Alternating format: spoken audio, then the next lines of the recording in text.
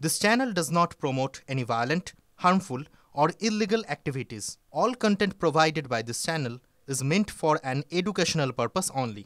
মহুয়া মৈত্রের দীর্ঘদিনের একটা রাজনৈতিক ক্যারিয়ার রয়েছে, কিন্তু মহুয়া মৈত্রের বিপরীতে কে সদ্য বিজেপিতে যোগ দিয়েছেন কৃষ্ণনগর রাজপরিবারের সদস্য অমৃতা রায়। কৃষ্ণনগরে এবার মহুয়া ভার্সেস রানিমা, এই ন্যারেটিভ তৈরি করছেন কৃষ্ণনগরের সাধারণ মানুষ। কৃষ্ণনগরে মহুয়া মৈত্রের বিরুদ্ধে রাজপরিবারের আবেগকেই কাজে লাগাতে চেয়েছে পদ্মশিবির। প্রার্থী করা হয়েছে রাজপরিবারের সদস্য অমৃতা রায়কে। সরাসরি চলে যাব, মহাদেব কুণ্ডু আমাদের প্রতিনিধি রয়েছেন সঙ্গে। মহাদেব, বিজেপিতে যেদিন জয়েন করেছিলেন অমৃতা রায়, সেদিনকেই কনফিডেন্স তার গলায় শোনা গিয়েছিল, মানুষ তার পাশে থাকবেন এটা সেদিন তিনি বলেছিলেন। আর দেখো বিজেপির প্রার্থী তালিকায় চমক, কিন্তু মহুয়া মৈত্রের বিরুদ্ধে তার লড়াইটা কতটা কঠিন হতে চলেছে। একদমই, দেখো তোমায় বলি যে যেদিনকে কিন্তু দলে যোগদান করেছিলেন তখনই কিন্তু স্পষ্ট করেছিলেন বিরোধী দলনেতা যে এই কৃষ্ণনগর লোকসভা কেন্দ্রের মূলত প্রার্থী হতে চলেছেন এই রাজপরিবারের সদস্য অমৃতা রায়, এবং সেটি কিন্তু শুধুমাত্র অপেক্ষা ছিল দিল্লির নির্দেশের উপর। দিল্লির নির্দেশিকা কাল পেয়ে গেছে, যথারীতি রানিমা বিজেপির হয়ে প্রতিদ্বন্দ্বিতা করবেন এই বছর।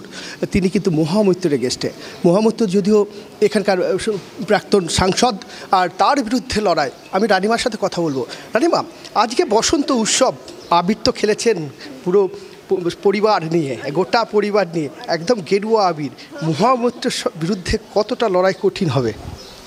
না, আমার সত্যি বলছি, আমার মন থেকে আমার ওটা কোনো ফ্যাক্টর মনে হচ্ছে না। কারণ আমি তার অ্যাগেনস্টে পার্সোনালি তো লড়ছি না, আমি একটা আইডিওলজি নিয়ে লড়ছি, যেটা নাকি মানুষের ভালো হবে, সেবায় আসতে পারি, এইটুকুই আমার উদ্দেশ্য। আমি তো ওর সঙ্গে আমার তফাৎ থাকতেই পারে, কিন্তু তার মানে না একে অপরকে আক্রমণ করব বা কিছু, সেটা তো একটা লড়াই নয় যে ফিজিক্যাল লড়াই। এটা জাস্ট একটা মেন্টাল আউটলুকের লড়াই। হ্যাঁ, এবং সবথেকে বড় জিনিস হচ্ছে একটা সিস্টেমকে ডিসিপ্লিন করার লড়াই। একদমই, কিন্তু বিষয়টা হচ্ছে যেখানে আপনি মহুয়া মৈত্র দীর্ঘদিন মানুষের কাছে গিয়েছেন, তার ভোট, মানুষের ভোটে তিনি নির্বাচিত হচ্ছেন। এখন আপনার একটা পরিচিতি আছে, পরিচয় আছে, রাজপরিবারের সদস্য আপনি কীভাবে মানুষের কাছে গিয়ে ভোটটা চাইবেন, বা কী বলে মানুষ আপনাকে ভোটটা দেবে?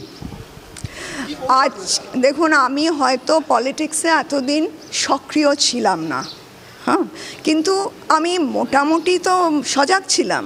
আজকের মানুষ কেউ কি ঘরে বসে থাকে বা কিছুই দেশের জানে না? সেটা তো হয় না, সবাই সবটা জানে, কিন্তু এগোতে ভয় পায়। মানে আমি আমার কথা বলছি না, আমার অবজারভেশনের কথা বলছি। যে মহাদেব, অমৃতা রায় কৃষ্ণনগরের রাজপরিবারের সদস্য, তার একটা সামাজিক প্রতিপত্তি আছে, অবশ্যই সেটা জনমানসে তিনি ছড়িয়ে দিতে চাইবেন। কিন্তু এই মহুয়া মৈত্র, যার বিরুদ্ধে তিনি লড়াইটা করবেন, সেই মহুয়া মৈত্রের বাড়িতে গত পরশু আমরা দেখেছি তার বাড়িতে এবং অফিসে সিবিআই হানা দিয়েছিল, এবং তারপর মহুয়া মৈত্র তিনি কটাক্ষ করে দূরবীন দিয়ে বিজেপি প্রার্থী খুঁজছেন, এই ছবিটাও আমরা দেখেছিলাম। আজ রানিমা, অমৃতা রায়, বিজেপি প্রার্থী অমৃতা রায়, তিনি কি উত্তর দেবেন?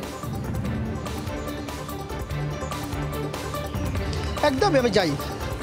আমরা দেখেছি সম্প্রতি মহুয়া মৈত্র, যিনি তার কার্যালয়ে সিবিআই হানা দিয়েছে, তারপর তার করিমপুরে বাড়িতে সিবিআই গিয়েছে, এই বিষয়টা কি বলবেন? তাহলে নিশ্চয়ই একটা কিছু আছে, নাহলে হঠাৎ সিবিআই যাবেই বা কেন?